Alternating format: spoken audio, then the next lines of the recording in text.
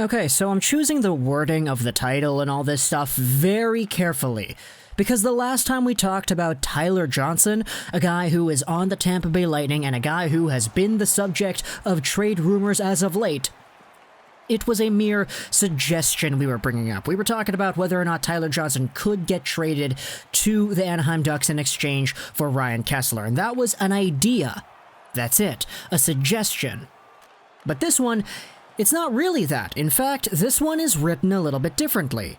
Because this idea does not suggest the idea of a Red Wings trade for Tyler Johnson. No. In fact, this one says it's going to happen. Let's go over onto Championat.com. Now, I have no idea the validity of this source, but Championat is a Russian sports journalism page. If you take a look at it, they have a whole bunch of stuff on football, basketball. They actually have KHL updates as well. KHL trade rumors and KHL team discussions. And if you go over onto their Twitter account, they have 186,000 followers and they're verified. Their Instagram, 70,000 followers. They're also verified. So Championat.com is not a bogus source in my opinion, just from what I'm seeing at face value. But earlier this week they published this article, and I'll translate it from Russian into English right here.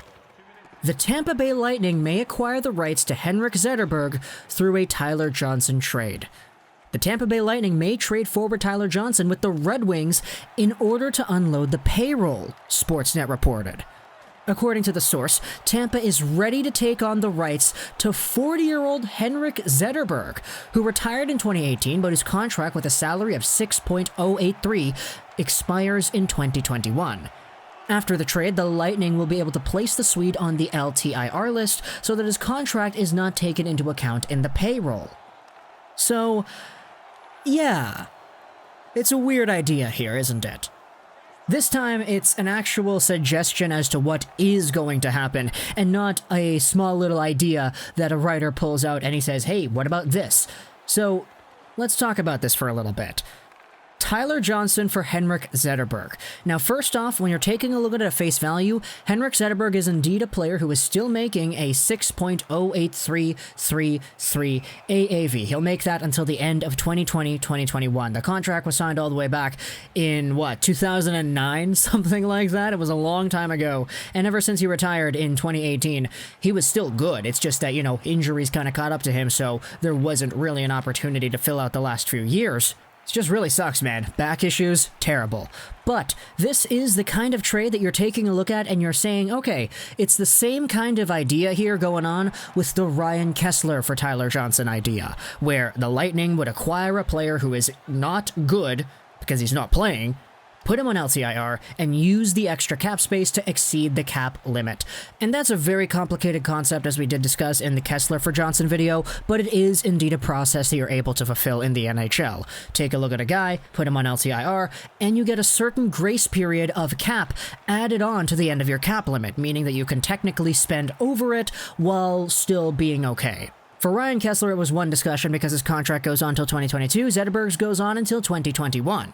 But if you're taking a look at it at face value, what the Red Wings are getting here is quite literally a trade win. Because say what you want about the Red Wings and how good they are, etc., the cap situations of one team versus the other, Tyler Johnson is an NHL player. Sure, he's been on the decline, but he's making $5 million until 2024, and the Red Wings could honestly afford that. At least, for now. So, if you're taking a look at a Tyler Johnson, if it's a Tyler Johnson for Henrik Zetterberg, obviously, Tyler Johnson's the better asset. He's an NHL player now. You can play him and he can get points. Zetterberg's value comes in the fact that he is LTIR eligible and that his contract expires sooner. But what exactly does this mean for a Red Wings team that is going to go out there and potentially trade for a guy who is actually a player? Well, first off, it means that you can't just do it one for one. Because if you're Detroit, you're going out there and you're doing Julien Brisebois a favor. You're saying, okay, here you go, bud. Here's the cap space that you need. Give us a second or a first or whatever, or a prospect as payment, I guess. You scratch my back, I scratch yours.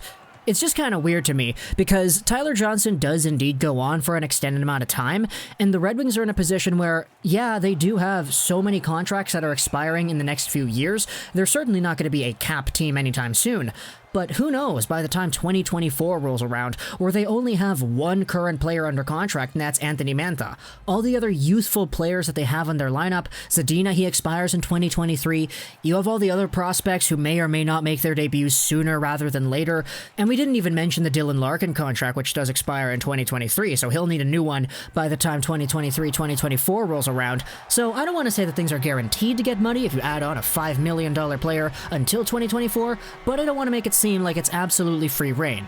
If Yzerman is in a position where he believes the long-term plan and the development path for this Red Wings team puts them in a position to win by the time 2026 rolls around or whatever, maybe you can afford a Tyler Johnson going onto your roster until 2024. Or maybe a move like this could be a prerequisite. Maybe it's the only move that you make in this fashion. Maybe by the time 2023-2024 rolls around, you only really have one or two bad contracts, and one of them is the Tyler Johnson contract. Or maybe, in a best-case scenario, Tyler Johnson becomes a 70-point player again. Who knows? It's not likely, but you know, I say it all the time. Weirder things have happened. And in fact, the Red Wings actually have done something like this in the past, and if you're a Red Wings viewer who watches these videos, you know exactly what I'm talking about. Pavel Datsyuk was traded to the Arizona Coyotes back a few years ago. Now, I know the circumstances are kind of different. The Red Wings were wanting to remain competitive back then. This year, they're not. But the elements that are the same are the fact that, yeah, they're trading away a very good, experienced Red Wing contract to another team for the purpose of putting them on LTIR. And in this scenario, they actually got away with a win because Jacob Chychrun, he's a very good player who was also included in that deal. The pick was sent over alongside of Pavel Datsyuk, but the Red Wings ended up getting two picks. One of them became Hronek, the other one became Cholowski. So there definitely is a value here when it comes to these 3D chess kind of, okay, you scratch my back, I scratch yours kind of moves. And we spoke about this with the Kessler deal too. Who knows if the Ducks are able to trade away a Kessler contract to the Tampa Bay Lightning and get some very valuable pieces back that can really help them out in a rebuild. If the Red Wings can do that too, because hey, they're in a rebuild as well, I wouldn't say no to that. The article also goes over how exactly the Tampa Bay Lightning have the same stuff that we've been speaking about for ages on this YouTube channel. Eric Chernak, Anthony Cirelli, RFAs, the Lightning are over the cap. Yeah, it's stuff that we've spoken about a ton on this YouTube channel. But it is kind of weird just taking a look at how the Red Wings do have the opportunity to do something like this yet again. Because Zetterberg hasn't played in a long time. He's been on this team for decades pretty much, and he's still technically on the payroll. So just acknowledging the idea that he even could be included in a trade, it's just kind of funny to me. And hey, if the Red Wings are in a spot where they really want to go just full send and unload, there certainly would be an argument that makes sense.